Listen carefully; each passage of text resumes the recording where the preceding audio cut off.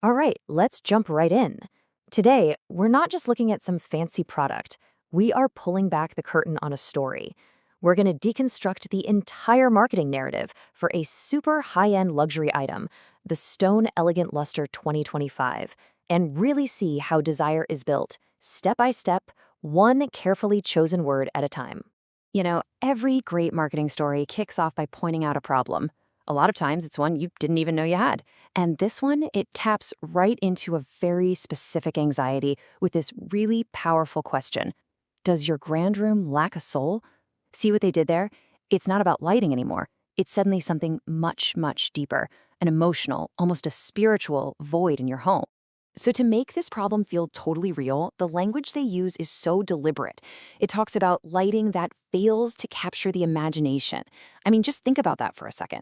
We're not talking about lumens or watts here. We're talking about a creative and emotional failure. The suggestion is that your space just isn't living up to its true potential. Let's just call this what it is: the grandeur dilemma. This is the absolute core conflict they're building. It's this idea that you can have all the right stuff, the huge room, the high ceilings, the designer furniture, but it can all just fall flat because of one missing piece. It creates this tension, right? A tension that just begs to be resolved. And just when that feeling peaks, boom, the narrative pivots. It doesn't just offer you a product, it presents the solution. The stage is now perfectly set for our hero to come in and solve this nagging problem of understated grandeur. And that brings us to the second act of this whole story, a masterpiece of light. The language itself is a huge clue. We're being prepped for something that isn't just a functional object, but a genuine piece of art. And here it is, the big reveal, the Stone Elegant Luster 2025. Now, by this point, this product isn't just a chandelier anymore, is it? It has been perfectly set up as the one and only answer to that grandeur dilemma we were just talking about. It's the hero swooping in to save the day, or, in this case, the room. Okay, now this is where the marketing machine really kicks into high gear. The product gets defined as a monumental statement, and that is no accident.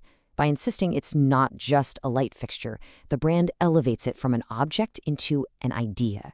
It becomes a symbol of luxury, of timelessness. You're not just buying a lamp anymore, you're buying a concept. So you might be wondering, how on earth do they justify such a huge claim? Well, they actually break it down for us. In this next section, the anatomy of elegance, we're going to dissect these specific features they use as proof for this monumental status. So the justification for this monumental claim really stands on four pillars. First up, materials like genuine marble. That signals authenticity, natural value. Second, the commanding scale confirms it's meant for a truly grand space. Third, you've got the blended design, which promises it's a timeless investment that won't look dated in a few years.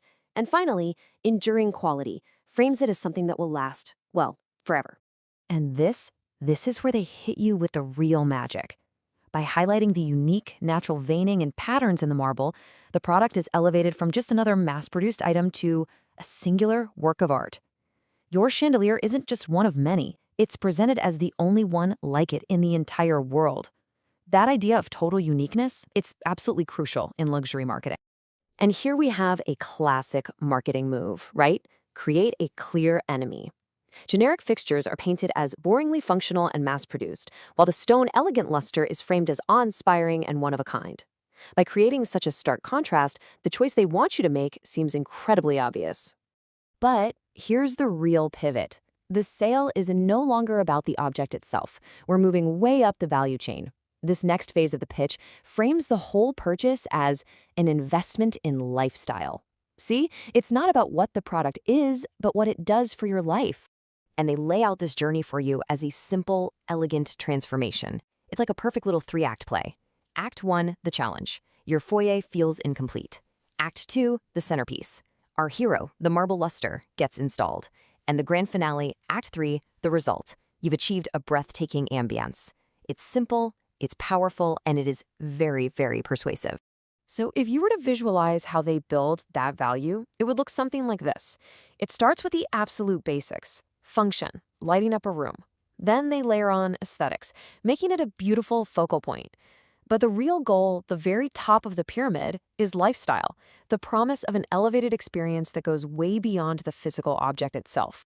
And they hammer this point home with their core message, taken right from the source material. Investing in this stone elegant luster means more than just buying a light. It's an investment in an elevated lifestyle. That is the entire marketing pitch, boiled down into one single, powerful sentence. So when you boil it all down, the true promise here has nothing to do with light or stone or even design. It's all about perception.